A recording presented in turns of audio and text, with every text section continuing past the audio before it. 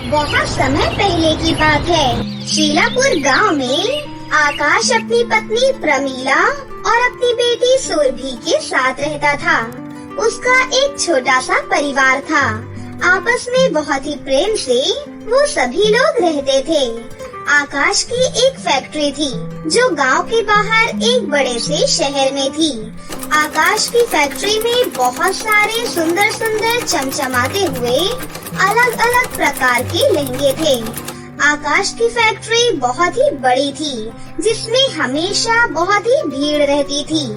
आकाश अपनी फैक्ट्री में कुछ लड़कों को काम पर रखता है और वो लड़के लोगों को लहंगा दिखाया करते थे। पसंद आने के बाद फैक्ट्री के काउंटर पर बिल बनवाते थे। आकाश की पत्नी प्रमीला बहुत ही समझदार और घरेलू महिला थी।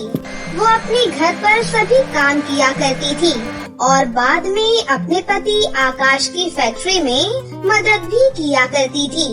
आकाश की बेटी सुरभि स्कूल में पढ़ने जाया करती थी और वो अभी केवल 8 वर्ष की ही थी। सुरभि भी बहुत ही होशियार और चतुर लड़की थी। वो किसी से भी हार नहीं मानती थी और क्लास में हमेशा फर्स्ट पोजीशन पर आती थी। ऐसे ही दिन बीत रहे थे। एक दिन सुबह प्रमीला घर के काम कर रही होती है। ओ माय डियर वाइफ, आज आपने खाने में क्या बनाया है? जल्दी से नाश्ता लगा दो, मुझे अपने काम के लिए निकलना है। मुझे फैक्ट्री जाने के लिए देरी हो रही है। जी आप टेबल पर बैठिए, खाना बिल्कुल तैयार है, मैं बस अभी लगा देती हूँ। प्रमीला टेबल पर खाना लगा देती है। तभी उसकी बेटी सुरभि भी खाने की टेबल के पास आ जाती है। Good morning daddy and good morning mummy. नाश्ते में क्या बना है? आज मुझे जल्दी से दे दो, मैं स्कूल के लिए लेट हो रही हूँ। अरे अरे, दोनों बाप बेटी घोड़े पर सवार हो। जरा सी देर नहीं हुई कि यहाँ से भागने की लगी है।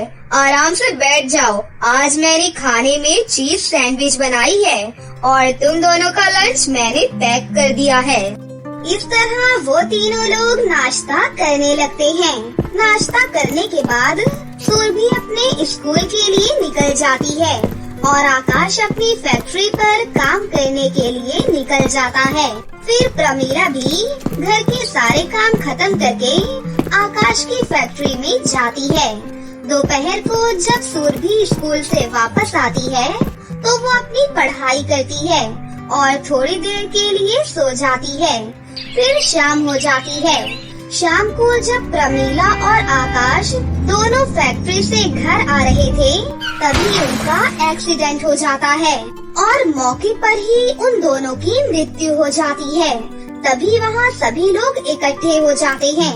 क्योंकि आकाश की फैक्ट्री बहुत फेमस थी तो आसपास के लोग आकाश को पहचान लेते हैं और वो उन दोनों की डेड बॉडी लेकर उनके घर पर पहुंचते हैं। जब पड़ोस के लोग सुरभि के घर का दरवाजा खटखटाते हैं तो सुरभि घर के बाहर आती है। तभी उन लोगों में से एक महिला सुरभि को सारी बात बताती है कि कैसे उसके माता पिता का एक कार एक्सीडेंट में देहांत हो गया। कुछ दिनों तक सुरभि अपने घर में उदास रहती है और बैठे बैठे अपने माता पिता को याद करती है। एक दिन सुरभि को अपने माता पिता की याद आती है। वो ठान लेती है कि वो अपने माता पिता की फैक्ट्री को आगे बढ़ाएगी। अगले दिन सुरभि सुबह नाश्ता करके अपने पिता की फैक्ट्री पर पहुंच जाती है और वहां पर फैक्ट्री में अपने पिता के द्वारा बनाए हुए लहंगे देखने लगती है। क्योंकि सुरभि अभी बहुत छोटी थी इसलिए सुरभि को बिजनेस करना नहीं आता था तो वो अपने पड़ोस के अंकल का सहारा लेती है। पड़ोस के अंकल जिनका नाम प्रकाश था वो फैक्ट्री को आगे बढ़ाने में सुरभि की मदद करते हैं। ऐसे ही कुछ साल निकल जाते हैं और अब सुरभि बड़ी हो जाती है। अब वो अपने पिता का बिजनेस खुद संभाल सकती है तो वो अपने अंकल प्रकाश से कहती है, अंकल आपने मेरे बुरे समय में मेरी बहुत मदद की है। मैं आपका ये एहसान कभी भी नहीं भूल सकती। अब मैं अपने पैरों पर खड़ी हो गई हूँ तो मैं चाहती हूँ कि मैं अपने पिता के बिजनेस को खुद ही संभाल लूं, तो आप अपने लिए कोई अलग काम ढूंढ सकते हैं। अरे बेटी, तुम ये क्या कह रही हो? शायद तुम्हें पता नहीं, तुम्हारे पिता आकाश और मैं इस फैक्ट्री के मालिक हैं। हम दोनों ने पार्टनरशिप में ये बिजनेस शुरू किया था और अब तुम मुझे अलग होने के लिए कह रही हो। अरे अंकल, आप ये क्या कह रही हो? मेरे पिताजी ने मुझे ऐसी कोई भी बात नहीं बताई है। जरूर आप मुझसे झूठ कह रहे हैं ताकि आप हमारी फैक्ट्री के हिस्सेदार बन सके। मैं आपकी किसी भी बात से सहमत नहीं हूँ। देख सुरभि, तेरा दिमाग तो ठीक है ना? मैं कानूनी तौर पर इस फैक्ट्री का हिस्सेदार हूँ और अगर तूने मुझे ये हक नहीं दिया तो मैं तेरे ऊपर कानूनी कार्रवाई करूँगा और तेरी पूरी फैक्ट्री अपने नाम करा लूँगा, समझी? अंकल, आपको जो करना है आप करिए। अगर आपके पास फैक्ट्री के हिस्सेदार होने का कोई भी सबूत है तो आप मुझे लाकर दिखाइए। प्रकाश एक बहुत ही तेज और चतुर आदमी था। वो नकली पेपर बनवाकर सुरभि को दिखाता है, परंतु सुरभि एक पढ़ी लिखी लड़की थी। वो पेपर्स को देखकर समझ जाती है कि ये पेपर्स नकली हैं। वो फोन लगाकर पुलिस को अपनी फैक्ट्री में बुला लेती है और सारी बातें पुलिस को बता देती है। लाओ, फैक्ट्री के पेपर मुझे दिखाओ। मैं अभी दूध का दूध और पानी का पानी कर देता हूँ। प्रकाश डर चुका था। वो वहाँ से भागने की कोशिश करने लगता है। तभी पुलिस उसको पकड़ लेती है और उसके ऊपर 10 लाख का जुर्माना लगाती है। अब प्रकाश इन सब का बदला सुरभि से लेना चाहता था। वो ठान लेता है कि वो सुरभि से बदला लेकर ही रहेगा। एक दिन सुरभि अपनी फैक्ट्री में ताला लगाकर अपने घर वापस चली जाती है। तभी प्रकाश मौका देखकर उसके लहंगे की फैक्ट्री में आग लगा देता है और वहाँ से दबे पैर निकल जाता है। जब सुबह सुरभि आकर देखती है तो उसकी फैक्ट्री बिल्कुल जलकर राख हो चुकी थी। वो चारों तरफ से जल रही थी। सुरभि अपनी फैक्ट्री की ये हालत देखकर बहुत ही दुखी होती है और अपने घर वापस चली जाती है। सुरभि अपने घर पर बहुत उदास रहने लगती है और खाना पीना भी छोड़ देती है, जिसके कारण अब उसकी हालत बहुत बुरी हो जाती है और वो बीमार हो जाती है। एक दिन सुरभि सोचती है कि इतनी बेकार जिंदगी जीने से अच्छा वो अपनी जान ही दे दे और वो छत से कूदने की कोशिश करती है। तभी एक परी आकर उसे रोक लेती है। तुम तो बहुत समझदार लड़की हो सुरभि, फिर तुम ये कायरों वाले काम क्यों कर रही हो? मैं समझ सकती हूँ तुम्हारी प्रॉब्लम, परंतु इसका मतलब ये नहीं कि तुम अपनी जिंदगी से हार मान जाओ। आपको तो सब कुछ पता है परी जी, आप ही बताइए, अपने माता पिता के बिना अकेले इस दुनिया में मैं किसके सहारे जीऊं? यहाँ कदम कदम पर धोखेबाज लोग रहते हैं। सुरभि, तुम बहुत ही नेक दिल की लड़की हो। तुम हमेशा दूसरों की सहायता भी करती हो, इसलिए रानी परी ने मुझे यहाँ तुम्हारी सहायता करने के लिए भेजा है। परी जी, क्या आप मेरी सहायता कर सकती हैं? क्या आप मुझे मेरी फैक्ट्री वापस दिलवा सकती हैं? सुरभि, मैं तुम्हें तुम्हारी फैक्ट्री तो वापस नहीं दिला सकती, परंतु मेरे पास तुम्हारे लिए उससे भी अच्छा कुछ है। ये लो, ये परी लोग का जादुई विशाल लहंगा है। ये लहंगा कोई आम लहंगा नहीं है, ये लहंगा तुम्हारी सहायता करेगा। अच्छा, तो अब मैं चलती हूँ, मुझे परी लोग जाने में देरी हो रही है। सुरभि उस जादुई लहंगे को देखने लगती है और वो लहंगा बहुत ही बड़ा था, बहुत चमकदार था। सुरभि जब उस लहंगे के घर के अंदर जाती है तो वो बहुत हैरान रह जाती है। सुरभि उस जादुई विशाल लहंगे में देखती है कि उसमें कई तरह तरह के लहंगे हैं। ये सब देखकर सुरभि बहुत खुश हो जाती है। तभी उस घर से एक आवाज आती है, सुरभि बेटी, तुम्हारे इस लहंगे के घर में स्वागत है। ये लहंगे का घर तुम्हारी सभी इच्छाएं पूरी करेगा, साथ ही साथ ये खाने के लिए तुम्हें स्वादिष्ट भोजन भी देगा और पहनने के लिए सुंदर और अच्छे कपड़े देगा। तुम्हारी सभी जरूरतों का सामान ये जादुई लहंगा तुम्हें देगा। ये सुन और देखकर सुरभि बहुत खुश होती है और उस लहंगे के घर में रहना शुरू कर देती है। उस लहंगे के घर में लगे लहंगे को बेचकर सुरभि बहुत सारे पैसे कमाती है और बहुत ज्यादा अमीर हो जाती है और उस जादुई लहंगे के घर में हंसी खुशी से अपने आगे का जीवन बिताने लगती है। तनु अपने बड़े पापा और बड़ी माँ और उनकी बेटी सोनिया के साथ रहती थी। उसके बड़े पापा और बड़ी माँ उसे अपनी बेटी की तरह बहुत प्यार करते थे। तनु भी सोनिया को अपनी सगी बहन की तरह प्यार करती थी। तनु और सोनिया एक ही स्कूल में पढ़ते थे। तनु पढ़ने में बहुत होशियार थी, वहीं सोनिया पढ़ाई में बिल्कुल भी अच्छी नहीं थी। उसके माता पिता उसकी वजह से बहुत परेशान रहते थे क्योंकि वो हर साल फेल हो जाती थी। जब देखो नेल पॉलिश लगाते रहती है, मेकअप करते रहती है। अरे लड़की, कभी पढ़ भी लिया कर। अपनी बड़ी बहन को देख, बिल्कुल सीधी साधी रहती है और मेरे काम में हाथ भी बटाती है। उसके बाद भी पढ़ाई में कितनी होशियार है, हमेशा अपनी क्लास में फर्स्ट आती है। पता नहीं ये नालायक किस पर गई है, हमेशा हमारी बेइज्जती कराती रहती है। मेरा तो मन करता है कि इसकी पढ़ाई लिखाई छुड़वा कर इसकी शादी करवा दूं। ऐसा लगता है कि वही आप दोनों की बेटी है और मैं तो जैसे आप दोनों की बेटी ही नहीं हूँ। जब देखो मुझे डांटते ही रहते हो। अरे मेरी भी तो कोई जिंदगी है, मेरी भी तो कोई इच्छाएं हैं। आप दोनों मेरे बारे में तो कभी भी नहीं सोचते। इतना कहकर सोनिया वहाँ से चली जाती है। सोनिया हमेशा अपनी बड़ी बहन से जलती रहती थी और हमेशा उसकी चीजें छुपा दिया करती थी। एक बार तनु का इकोनॉमिक्स का एग्जाम था, लेकिन सोनिया उसका सीट नंबर छुपा देती है। हमेशा मुझे इस लड़की की वजह से ताने सुनने पड़ते हैं। अब देखती हूँ ये आज का एग्जाम कैसे देती है। जब ये फेल होगी तब मेरे दिल को तसल्ली मिलेगी।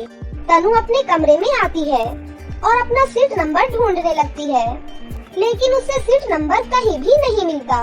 बड़ी माँ, बड़े पापा, क्या आपने मेरा सीट नंबर कहीं देखा? नहीं बेटा, मैंने तुम्हारा सीट नंबर कहीं नहीं देखा। बड़ी माँ, मैं अपना सीट नंबर यही बेड पर रख कर गई थी, लेकिन अब वो मिल ही नहीं रहा है। 9 बजे मेरा एग्जाम है, अगर मैं एग्जाम में नहीं गई तो मैं फेल हो जाऊंगी बड़ी माँ। तभी वहाँ पर सोनिया आती है। सोनिया, तूने तनु का सीट नंबर उठाया है क्या? अरे मैं क्या आपको चोर नजर आती हूँ? रख कर भूल गई होगी कहीं। उसकी बड़ी माँ टीचर को फोन करती है और उन्हें सारी बातें बता देती है। कोई बात नहीं, आप तनु को बोल दीजिए कि वो एग्जाम देने के लिए स्कूल आ जाए। मैं यहाँ स्कूल में उसे सीट नंबर दे दूंगी। खुशी खुशी तनु एग्जाम देने चली जाती है। कुछ दिनों बाद उसका रिजल्ट आता है और तनु इस बार भी फर्स्ट आती है। बड़ी माँ, बड़े पापा, ये देखो मैं फिर से फर्स्ट आई हूँ। अरे वाह, आखिर बेटी किसकी है? I am proud of you daughter. Tanu की बड़ी माँ तनु को गले से लगा लेती है। सोनिया, तुम्हारा क्या रहा रिजल्ट? देखो, हर साल मुझसे बार बार मत पूछा करो कि मेरा क्या रहा रिजल्ट। मैं हमेशा की तरह फेल हो गई हूँ। कितनी बेशरम है ये लड़की, कितनी खुशी से बता रही है अपना रिजल्ट। अरे कहीं चुल्लू भर पानी में डूब कर मर जा। गुस्से में सोनिया वहाँ से चली जाती है। बड़े पापा, मेरा फैशन डिजाइनर बनने का सपना है, आप मुझे किसी अच्छे कॉलेज में एडमिशन दिला दीजिए। ठीक है बेटा, मैं कल ही तुम्हारा एडमिशन एक अच्छे कॉलेज में करवाता हूँ। उसके बाद तनु एक अच्छे फैशन डिजाइनिंग कॉलेज में जाने लगती है। ऐसे ही 3 साल बीत जाते हैं और तनु का फैशन डिजाइनिंग का कोर्स पूरा हो जाता है। वहीं सोनिया अभी स्कूल में ही थी और हर रोज अपने माता पिता से ताने सुनती थी। कॉलेज के बाद तनु अपना एक बहुत ही सुंदर सा बुटीक खोल लेती है और बहुत अच्छे डिजाइनर लहंगे, गाउन और कपड़े सिलती है। काफी दूर दूर से तनु के पास ग्राहक आने लगे थे। तनु बहुत जल्द बहुत फेमस हो जाती है। हमारी तो बस एक ही बिटिया है जो हमारा नाम रोशन करती है। देखो, आज दूर दूर से गांव वाले, यहाँ तक कि शहर वाले भी मेरी बिटिया के पास आते हैं। और एक ये है जो हमेशा हमारा नाम बदनाम करती है। एक दिन तनु के पास मंत्री जी की बीवी आती है। अरे तनु, हमने सुना है कि तुम बहुत अच्छे लहंगे बनाती हो। ध्यान से सुनो, 1 महीने बाद मेरी बिटिया की शादी है। क्या तुम 5000 लहंगे डिजाइन कर सकती हो? जी मैडम जी, जरूर कर सकती हूँ। मैं समय से पहले आपके सारे ऑर्डर पूरे कर दूंगी। देख ले छोरी, अगर तूने सही से काम नहीं किया और अगर मेरी नाक कट गई तो तुझे ऐसी सजा दूंगी जिसके बारे में तूने कभी सोचा भी नहीं होगा। नहीं नहीं, आप बेफिक्र रहिए मैडम जी, आपका काम समय से पहले पूरा हो जाएगा। मंत्री की बीवी उसे एडवांस पैसे देकर वहाँ से चली जाती है। वही सोनिया ये सारी बातें सुन लेती है। अरे वाह, मैं तो तुझे बर्बाद करना चाहती थी। मेरे पास यही सही मौका है, अब लूंगी मैं तुझसे बदला। तनु ये बात अपने बड़े पापा और बड़ी माँ को बताती है। उसके बाद उसके बड़े पापा और बड़ी माँ बहुत खुश हो जाते हैं। कहाँ है वो नालायक लड़की, उसे भी बताओ। मेरी बेटी आज कितना महान काम करके आई है। बेस्ट विशेस फॉर यू बेटा। तनु और उसके बड़े पापा और बड़ी माँ सोनिया के कमरे में जाते हैं और देखते हैं कि सोनिया आराम से लेटकर इंस्टाग्राम पर रील्स देख रही थी और साथ ही साथ गाने गा रही थी। मैं इतनी सुंदर हूँ, मैं क्या करूँ? अरे इतनी सुंदर है तो चुल्लू भर पानी में डूब कर मर जा, और इससे ज्यादा तू कर भी क्या सकती है। सारे दिन लेटकर बस फेसबुक और इंस्टाग्राम देखती रहती है। इसी तरह काफी दिन बीत जाते हैं। तनु पूरी मेहनत करके मंत्री की बीवी के ऑर्डर 2 दिन पहले ही पूरे कर देती है। बड़े पापा, मैंने मंत्री जी की बीवी के सारे ऑर्डर पूरे कर दिए हैं। अब मैं खुशी खुशी कल उन्हें डिलीवर कर दूंगी। मैं भी देखती हूँ ये ऑर्डर तू कैसे डिलीवर करती है। रात में सोनिया उसके बुटीक पर जाती है और उसके सारे ऑर्डर में आग लगा देती है। अगले दिन तनु अपनी दुकान पर आती है और देखती है कि उसकी दुकान में आग लगी हुई थी। तभी वहाँ पर उसके बड़े पापा और बड़ी माँ भी आ जाते हैं। बड़े पापा, मंत्री जी की बीवी अपने ऑर्डर लेने आती ही होंगी। ये क्या हो गया बड़े पापा? अगर उनके ऑर्डर मैंने समय से नहीं दिए तो वो मेरा पूरा करियर बर्बाद कर देंगी बड़े पापा। तभी थोड़ी देर बाद वहाँ मंत्री जी की बीवी आ जाती है। लाओ बेटा, मेरा ऑर्डर कहाँ है? तनु मंत्री जी की बीवी को वो सारी बातें बताती है। ए लड़की, मुझे ये कहानियाँ मत सुनाओ। मैंने तुझसे पहले ही कहा था, कल तक मुझे मेरे ऑर्डर चाहिए, नहीं तो तेरे साथ बहुत बुरा होने वाला है।